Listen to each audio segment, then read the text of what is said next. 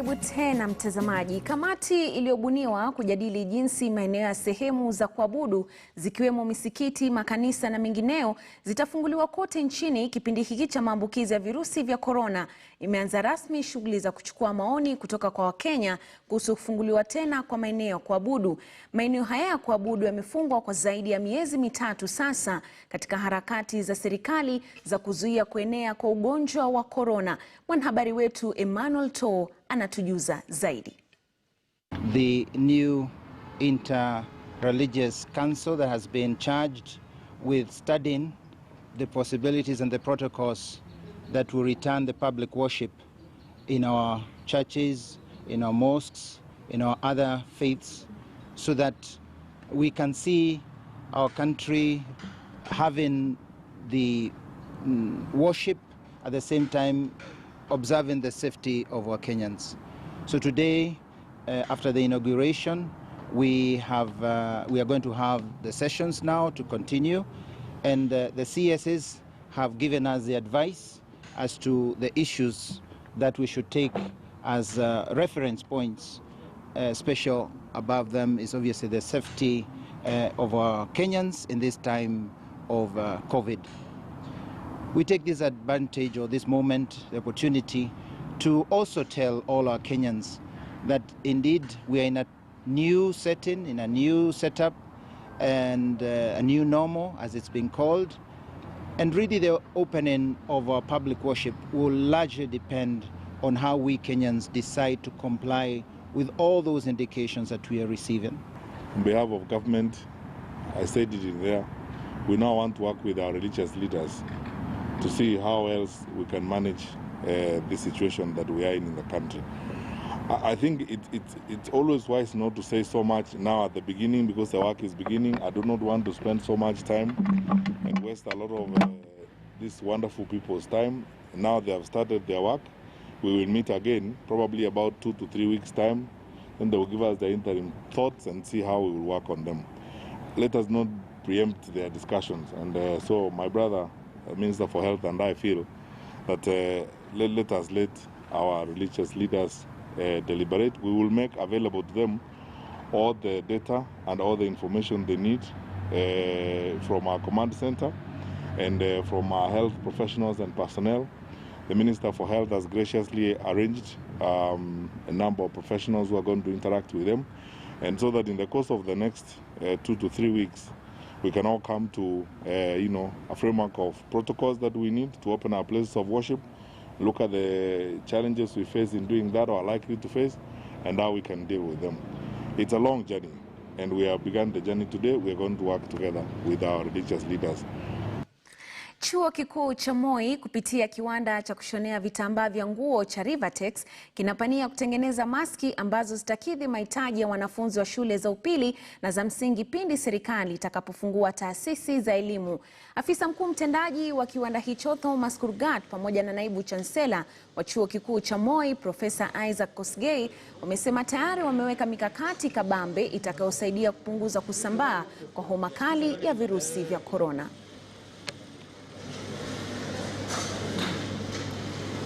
Leo asubuhi tumetembelewa na Ministry of Education kuhusu masks. Na unajua Rivertex tunatengeneza mask aina mbili, reusable masks na surgical masks. Kwa kiwanda tuko tayari. I want to say we are very ready. We have actually had a number of tailors to do the work. We are able to do, in the daytime, we are able to do 40,000 pieces of masks. And then at night we can also do another 40.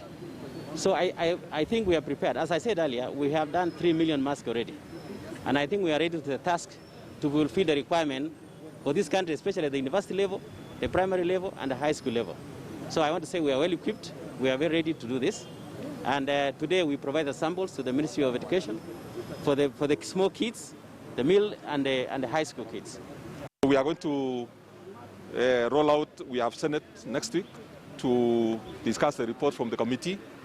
And from there, we'll put in place a protocol in written form that will be distributed to all students, also to sensitize them and sensitize the workers, the lecturers, the other support staff and so on, so that we are all aware that we need to control this pandemic within the university. So far so good, we've not had any incident.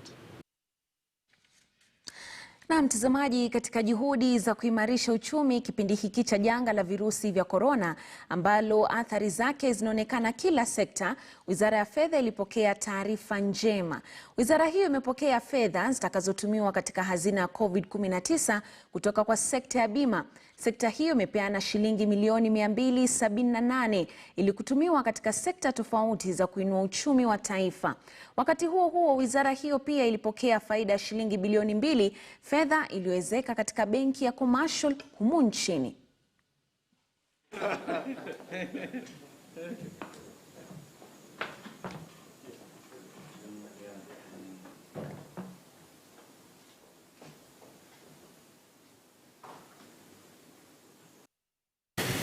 There was a lot of talk in terms of there being exclusions, and they are not going to take care of people who develop COVID. But I think there was a clarification, and the insurance sector said that they will take care of all policy holders who contracted COVID. I think from there the insurance sector came together again, whereby we sat and agreed to see how best we can come and support government in the COVID fund.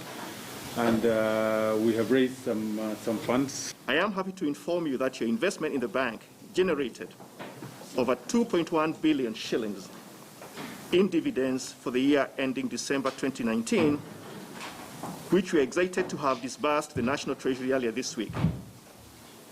This return, Mr. CS, is made up of a 1 shilling interim dividend paid last year, towards the end of last year, and Kenya shillings 250 final dividend, the highest amount we have ever paid to the government of Kenya in the history of the bank. During this season of COVID-19 pandemic, which has affected our economy, we are playing our role to stem the spread of the virus, as well as cushion the economy through various initiatives, among them restructuring of loans for our various customers. We are optimistic that the economy will remain resilient and recover from the impact in the short to medium term. We want to see that we enhance liquidity in the economy, making sure that there is money at all times. And how do we intend to do it? By enhancing credit. The government has already provided a seed capital of 3 billion that we are going to enter into partnership with the various financial organizations, cushioning them against certain risk, so that they do not fear now lending to the SMEs who are considered risky. Kanuni zote zinazotakikana kuhakikisha usalama wa wasafiri wa ndege zinaendelea kuafikiwa kabla ya kufungua usafiri wa angani. Kwa sasa viwanja vya Moi, Mombasa na Jomo Kenyatta hapa Nairobi vipo katika kuwekeza mikakati ya mwisho ili kuhakikisha usalama wa watumizi wake kabla ya usafiri wa ndege kuanza humu nchini na hata kupokea ndege za kutoka nje ya nchi. Haya alisemwa na Waziri wa Uchukuzi James Macharia. What is outstanding is only one issue, and that issue is the two major destinations for local travel are actually at a lockdown, and that is Mombasa and Nairobi. So even if you open up domestic travel, flights cannot leave Nairobi going to Mombasa and vice versa, or Nairobi going to Kisumu, or Nairobi going to Eldoret. So we are trying to deal with that issue by making sure that Jomo Kenyatta Airport, Mombasa International Airport, we provide infrastructure within the airport to meet the health protocols. And that now has been done, that has been completed. And also that to be aligned with our international travel as well. Because local travel is not actually very different from international travel. The only difference is, for international travel, you have international passengers coming in. So you can have imported cases of COVID-19. So that's the only difference. So Jomo Kenyatta Airport is ready. So we are reviewing Moi International Airport to make sure that when we give the advisory as to whether we should open up the airspace, we can have both international and also local airlines. We are very keen as a sector to open up because aviation sector contributes a very huge chunk of our GDP. Haya yakijiri, Kenya itapigiwa kura ya kujiunga au kukosa kujiunga katika Baraza Kuu la Usalama la Umoja wa Mataifa baadaye leo usiku. Kenya inaazimia kuliwakilisha bara la Afrika kupitia muungano wa AU, ingawa ina kibarua kigumu kupambana na taifa la Djibouti. Jana usiku Rais Uhuru Kenyatta alipeana taarifa yake ya mwisho mbele ya wanachama wa mataifa mbalimbali katika Umoja wa Mataifa. Kwenye mkutano huo, Rais Kenyatta alisema kwamba kura kwa Kenya ni kura ya amani na muungano wa kimataifa. Kenya iliwahi kuhudumu katika nafasi hiyo mara mbili, mnamo mwaka 1973 hadi mwaka 1974 na mwaka 1997 hadi mwaka 1998, huku Djibouti ikihudumu mara moja mwaka 1993 hadi mwaka 1994. A vote for Kenya is a vote for peace. A vote for Kenya is a vote for global solidarity. A vote for Kenya is a vote for multilateralism. A vote for Kenya is that even the smallest voice shall be heard as the largest and most powerful voice. Our peacekeeping missions have been to every single corner of this globe, where our forces have joined hands with others across the globe to bring peace and to bring communities and nations together. I speak to you from Nairobi, your only global capital in the south, where the UN resides, taking care of our environment and our habitat. I speak to you from Nairobi, the capital where recently we hosted one of the first Blue Economy conferences, bringing the nations of the world together to see how we can not only preserve our oceans for future generations, but how we can exploit. Shirika moja lisilo la kiserikali limetumia ufadhili wa kima cha shilingi milioni 15 kwenye ujenzi wa kituo cha kuzuia kuenea kwa maradhi ya Korona na kununua vifaa maalum. Shirika hilo kwa jina la Justice and Mercy tayari limefanikisha mradi huo katika eneo bunge la Kasipul, kaunti ya Homa Bay. Mkurugenzi wa kituo hicho Ken Okoth amesema kituo hicho kina vitanda 6 kwa sasa na kitatoa huduma za dharura kabla ya kuhamishwa katika hospitali kuu kwa matibabu zaidi. Aliongezea kusema kwamba hatua hiyo itasaidia pakubwa mbinu ya serikali kuwatibu wanaoendelea na karantini majumbani katika kupambana na Korona. Wipers to each and every market, and this is going to go for 10 good months. We are investing a total of 50,000 euros towards the hand facilities. We are also rolling out we are trying to improve a modern isolation which will cater for people with underlying health issues, which may not really benefit immediately from our government-approved isolation center or treatment center. And so we will have an isolation center within this facility, health facility, which will cater for 6 people who will be showing the signs and symptoms of COVID from the community. And they will be referred from here to the health facilities. We are going to do that one in partnership with the Minister of Health. Kwingineko ni kwamba takwimu zinaonyesha kuwa zaidi ya wanafunzi 200 wa kike chini ya miaka 19 unajisiwa na kupachikwa mimba za mapema kila wiki katika kaunti ya Machakos. Kulingana na mkurugenzi katika idara ya watoto kaunti ya Machakos, Salome Mudhama, katika kipindi cha miezi 5 iliyopita, takwimu zao zinaashiria kuwa idadi ya wasichana 4,000 wamepachikwa mimba, huku idara ya watoto kaunti ya Machakos ikitaja kesi hizo kuongezeka sana tangu taifa kutangaza kufungwa kwa shule kufuatia mkurupuko wa virusi vya COVID-19. Mkurugenzi huyo wa watoto amewalaumu wazazi kwa kulegeza kamba.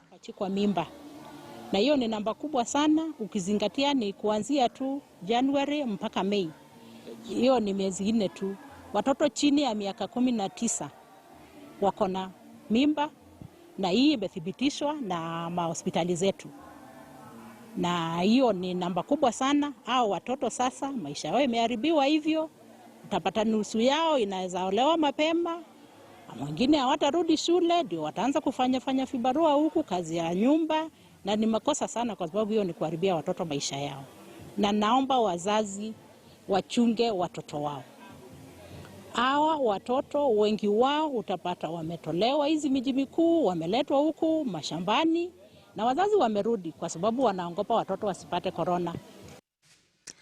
Na katibu wa kudumu katika Wizara ya Afya Susan Mochache ameomba Wakenya kutowabagua watu waliopona kutokana na maradhi ya korona, badala yake kuishi nao kwa upendo. Katibu Mochache amedai watu waliopona hawana athari yoyote katika jamii. Mochache aliyekuwa akizungumza huko Mathare wakati wa kukagua mradi wa ujenzi wa hospitali ya Mathare Nyayo Hospital alikuwa ameandamana na mwakilishi wa kike wa Nairobi, Bi Esther Passaris.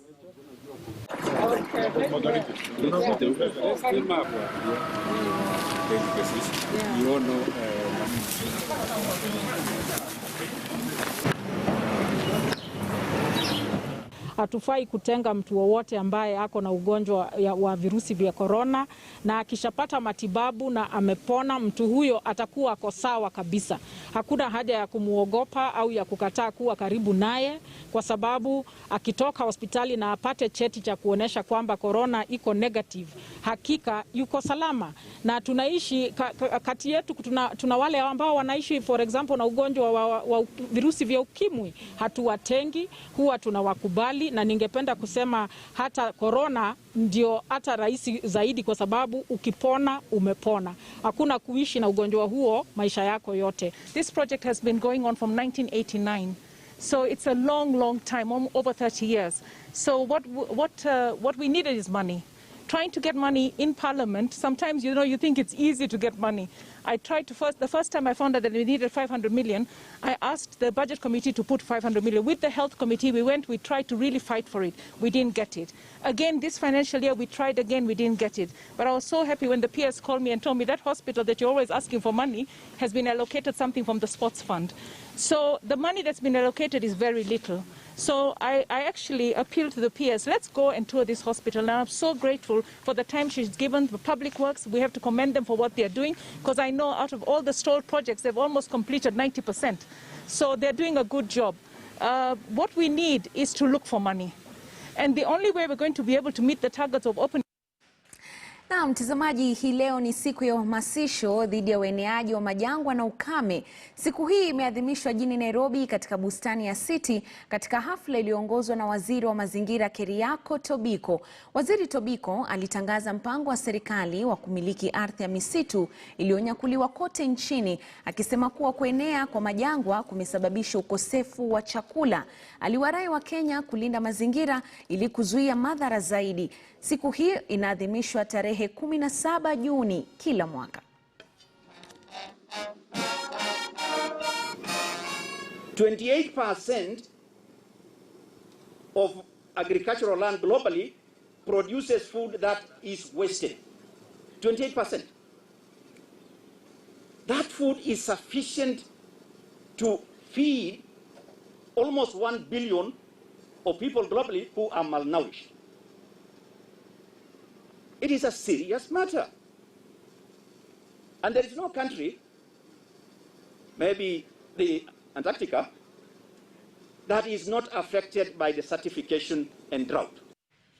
Wakazi wa Bomwanda, eneo bunge la Bonchari, kaunti ya Kisii, wameandamana dhidi ya barabara mbaya zinazounganisha sehemu hiyo na barabara ya kutokea barabara kuu ya kutoka Kisii kuelekea maeneo ya Hispania na Migori. Barabara hii inawasaidia sana wakulima kufikisha mazao yao sehemu hizo na zile zawadi za Riana na Mobariba katika eneo bunge hilo. Waandamanaji hao wanadai kuwa wanapata wakati mgumu kufikisha mazao yao, huku shughuli za kuimarisha uchumi wao unalemazwa sana kutokana na barabara hiyo mbovu ya kilomita 5. Baadhi ya wenyeji wanadai malalamiko yao yameingia katika daftari la sahau kwa viongozi wao. Ndizi, miwa na vyakula vingine. We are not able to transport foodstuffs kutoka hapa to the main road, the Migori Kisii highway. Tumesumbuka kwa sababu sisi tunatumia hii barabara kwenda town. Watu wa potapota tunatumia hii barabara. Pia wamama, hata mahindi yote inapitishwa hapa. Njia zitengenezwe ili tukaangalie kuwa uchumi wetu unapona kutoka mahali ulipo sasa. Mheshimiwa hajawahi pita hapa. Yeye utoka Nairobi anaenda kwake, anarudi tena na kuenda kwake. Hili daraja linastahili kurekebishwa ili tupitie. Watu yote wa ng'ambo hii hatuna mahali ya kupitia. Hii daraja sasa imeharibika. Gari kubwa hata ya kutuletea mchanga ya kuchenga hatuna namna ya kupata hiyo mchanga. Gari ndogo hawezi pita, maji ikijaa hapo inasimika. Watu wakipita na pikipiki wanaangusa abiria yao. Kwa hivyo tunaomba serikali itusaidie. Tuvuke boda mtazamaji, tuelekee Tanzania ambapo Rais wa Tanzania Daktari John Pombe Magufuli ametangaza mwezi Juni tarehe 26 kuwa siku ya kurejelea kwa shughuli zote za kijamii, ikiwemo kufunguliwa kwa shule zote zilizofungwa kutokana na mlipuko wa virusi vya korona nchini humo. Daktari Magufuli ametangaza hatua hiyo wakati wa kuvunja bunge la nchi hiyo hapo jana mjini Dodoma. Mwanahabari wetu Rajab Hassan anaarifu kwa kina kutoka huko. Rais Daktari John Pombe Magufuli anaongoza shughuli ya kuvunja bunge la 11 la Jamhuri ya Muungano wa Tanzania kama ilivyo ada kupisha zoezi la uchaguzi mkuu unaotarajiwa baadaye Oktoba mwaka huu. Katika hotuba yake, Rais Magufuli amebainisha kuwa Tanzania imeshinda vita dhidi ya korona, hivyo shughuli zote zilizositishwa kutokana na hofu ya ugonjwa huo zitarejea. Kutokana na hali ya ugonjwa wa korona nchini kuendelea vizuri, na kwa kweli imepungua sana, napenda nitumie nafasi hii kutangaza kwamba kuanzia tarehe 29, nafikiri itakuwa Jumatatu, mwezi huu wa Juni, shule zote zifunguliwe zilizokuwa zimebaki. Watanzania nje ya bunge wanatoa maoni yao kufuatia tamko la Rais Magufuli. Kwa mheshimiwa kutamka kwamba shughuli ziendelee kama kawaida ni jambo zuri, na nahisi pia amekuwa ametuangalia sana wananchi wake ili tuweze kujikwamua na hili tatizo.